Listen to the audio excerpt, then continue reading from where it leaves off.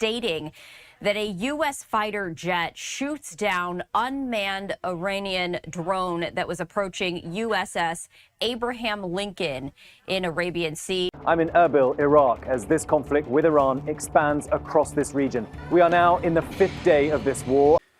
2 days ago, under the direction and direct orders of President Donald J. Trump, the Department of War launched Operation Epic Fury.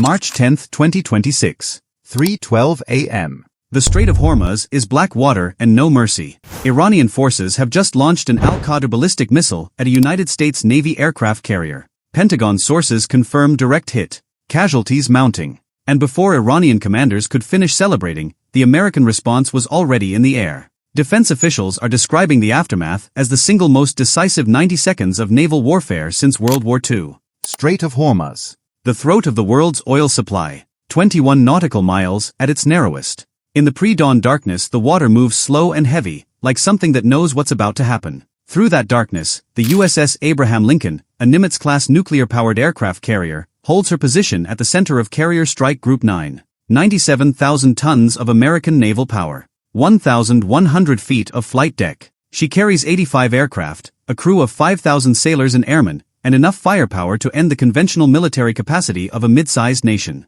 If you want the full truth about what happens when Iran launches a ballistic missile at an American carrier, hit like so this video reaches the people who need to understand what's really at stake tonight. The Lincoln has operated in these waters before. Her crew knows the strait the way surgeons know a patient's vital signs. The ship's and Spy 6 radar, the most advanced air defense sensor ever deployed at sea, watches everything. Every aircraft, every vessel, every missile launch signature within a 1,000-kilometer radius. The carrier strike group surrounding her includes 2 Arleigh Burke destroyers on the flanks, a Ticonderoga-class cruiser positioned forward, and 2 attack submarines running silent beneath the surface. Combined defensive magazine, over 400 interceptor missiles ready to fire. But Iran's Revolutionary Guard Aerospace Command had spent 3 years preparing for this specific scenario. Not a harassment operation. Not a close pass. A coordinated Al-Qadr medium-range ballistic missile strike, timed for the window when American Aegis coverage has the narrowest overlap. A window of 47 seconds. They found it. They used it. In 11 minutes, the Al-Qadr warhead is going to impact the Lincoln's forward flight deck. And 9 minutes after that, every Iranian ballistic missile launch site, every Revolutionary Guard Aerospace Command facility, and every radar installation that made this strike possible is going to be rubble. This is not the story of a surprise attack that caught America sleeping. This is the story of what happens when you strike an American carrier and discover that the retaliation package wasn't being drafted. It was already armed,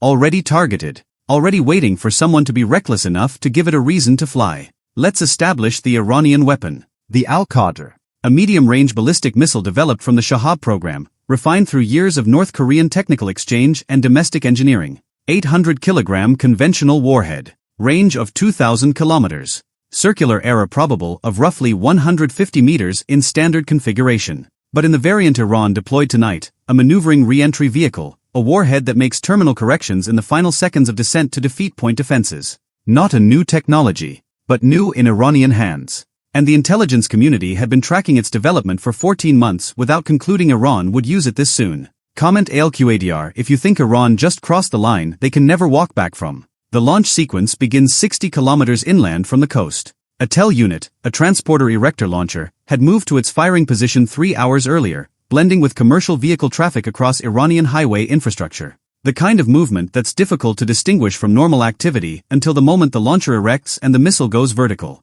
The Lincoln's radar detects the launch signature immediately, 4 seconds after ignition. The tactical action officer calls it. Aegis calculates intercept solutions.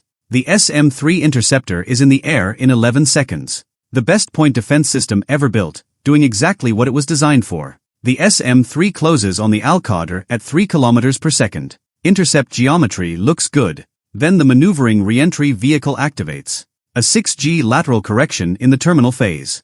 The SM-3 clips the warhead body, fragments it, but doesn't achieve kill. The warhead continues downward. Degraded but intact. The secondary CWS engagement catches fragments. Most burn up or deflect. But the primary warhead casing, carrying roughly 400 kilograms of energetic material, impacts the Lincoln's forward flight deck at 0313 hours, 14 seconds. The detonation tears a 40-foot hole through the flight deck. Fires ignite in the hangar bay below. 3F/A, 18 Super Hornets that were staged for the morning's patrol are destroyed instantly. 7 sailors in the forward deck crew die in the first 8 seconds. 23 more are wounded. The fires spread. Damage control teams are moving before the ship stops shaking. That's what 5,000 hours of battle damage control training produces. Movement before the smoke clears. You're standing on that flight deck right now. You're a 22-year-old aviation bosun's mate from Georgia. 18 months ago you were working at a tire shop, wondering what came next. This morning you were pre-flighting an F/A-18, thinking about the sunrise coming up over the Gulf, about the cold coffee you left in the ready room, about normal things that normal people think about before the world changes without asking permission. And then the deck tilts. The sound isn't like anything a human brain is designed to process. Your training moves your legs before your mind decides to. You grab the nearest fire hose. You fight. Because that's all there is now. The Lincoln's commanding officer transmits the strike report at 0313 hours, 21 seconds. Direct hit by ballistic missile. Flight deck compromised. Fires in hangar bay. Casualties confirmed. Al-Qadr class weapon identified by radar track. Ship maintaining operational status. Strike group defensive posture upgraded to wartime. The transmission reaches 5th Fleet. CENTCOM. The National Military Command Center. Timestamp logged at 0313, 24 seconds. And the pre-delegated authorization activates. Share this video right now because what happens in the next 9 minutes rewrites every Iranian military calculation made in the last decade. 9 minutes. That's what Iran gets. Not 9 minutes of American deliberation. 9 minutes of American execution. Because the president signed the retaliation authorization 16 months ago. The target package was built and verified 11 months ago. The strike platforms were repositioned 3 weeks ago. The fire control solutions were updated 12 hours ago when satellite confirmation of the TEL movement was received. Everything was in place. Everything was loaded. Everything was waiting. Iran just answered the one question that remained. Were they actually going to do it? They were. The response platforms are already in position. USS Georgia, an Ohio-class guided missile submarine operating submerged in the Gulf of Oman, carries 154 Tomahawk cruise missiles. USS Ohio, running parallel track 40 nautical miles north, carries the same magazine. 2 Arleigh Burke destroyers in the strike group's outer ring. A B-2 Spirit stealth bomber that had been loitering at altitude over the northern Arabian Sea for 6 hours, carrying 16 2,000-pound bunker-penetrating GBU-57 massive ordnance penetrators. And 4 F-15E Strike Eagles already airborne on what had been a routine combat air patrol, now receiving new targeting data. The strike authorization reaches all platforms simultaneously at 0313 hours, 31 seconds. The submarines receive first. USS Georgia. Target list, preloaded. GPS solutions, verified. Weather, current. The weapons officer doesn't deliberate. The order is the order. First Tomahawk out at 0313, 44 seconds. Then they come fast. 40 Tomahawks from the Georgia in 2 minutes and 9 seconds. Ripple fire. The Gulf of Oman surface churns white as missiles punch upward and orient toward the Iranian coast. USS Ohio. Another 40 Tomahawks. Same timeline. Same precision. The destroyers add 16 more. The B-2 releases its GBU-57s from altitude, weapons falling toward hardened underground facilities that conventional munitions cannot reach. The F-15ES come in low and fast with JDMER glide bombs, hunting the mobile radar infrastructure that the Al-Qadr launch depended on. Total, 96 Tomahawks, 8 bunker-penetrating GBU-57s, and 24 JDMER glide bombs. 128 precision weapons simultaneously airborne. Hunting. Comment unstoppable if you understand why Iran cannot rebuild from this in less than 2 years. Let's talk targets. Because this isn't retaliation for the sake of retaliation. Every weapon has an address that was chosen for one reason: eliminate the specific capability that enabled the Al-Qadr strike on the Lincoln, and prevent it from ever happening again. Tabriz Missile Production Facility, the primary manufacturing site for Al-Qadr components in northwestern Iran. 16 Tomahawks. The precision machining buildings, the solid fuel processing facility, the warhead assembly hall, the quality control structures. All targeted independently. All hit within a 40-second window. The facility that took 9 years to build received 16 cruise missiles in 40 seconds. Shahid Hemmat Industrial Group Complex near Tehran. The engineering brain behind the Al-Qadr maneuvering re-entry vehicle. 8 Tomahawks. The design and testing buildings. The composite materials lab. The technical staff who developed the terminal maneuvering capability that defeated the SM-3 intercept tonight. Targeted directly. The technical knowledge that makes Al-Qadr dangerous lives in those buildings and in those people. Both receive a proportional share of the strike package. Karamabad Missile Base. Primary operational storage and launch preparation facility for Al-Qadr TEL units. 12 Tomahawks. The hardened equipment shelters, the propellant storage, the maintenance facilities, the command and coordination center. Every structure on the satellite imagery has a weapon assigned to it. Imam Ali Missile Garrison. Forward deployment base for mobile launcher units operating toward the strait. 8 GBU, 57 massive ordnance penetrators from the B-2. The underground storage tunnels that were designed specifically to survive conventional air attack. The tunnels are 40 meters deep. The GBU-57 is designed for exactly this. Bunker-penetrating kinetic energy followed by delayed detonation deep underground. The tunnels are destroyed from the inside. Radar and tracking network. 14 mobile and fixed radar sites that provided the targeting data for tonight's strike. The F-15ES hunting with JDAMER.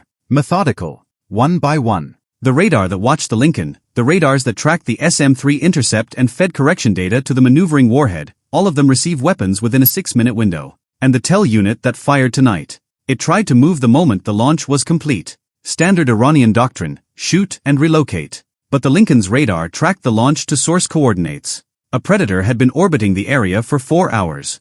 The TL was targeted by an air-launched Hellfire at 0315 hours, 11 seconds. The crew of 6 died with their launcher. Comment 9 if you understand what 9 minutes of American precision actually means. From the Iranian Revolutionary Guard Aerospace Force perspective, the sequence went like this. At 0313 hours they achieved something no Iranian military force had ever achieved, a confirmed hit on an American aircraft carrier. The commanders in the Launch Coordination Center are watching confirmation come through satellite imagery when the first explosions reach Tabriz. Then Karamabad. Then the Imam Ali Garrison. The radar network goes dark in segments. The TL unit at the launch site stops transmitting. The scope of what's happening takes approximately 4 minutes to fully register. By the time Iranian command fully understands what is being done to them, 80% of the strike package has already completed its mission. First light over the strait reveals a different strategic reality than Iranian commanders expected when they authorized this operation. The USS Abraham Lincoln is damaged but operational.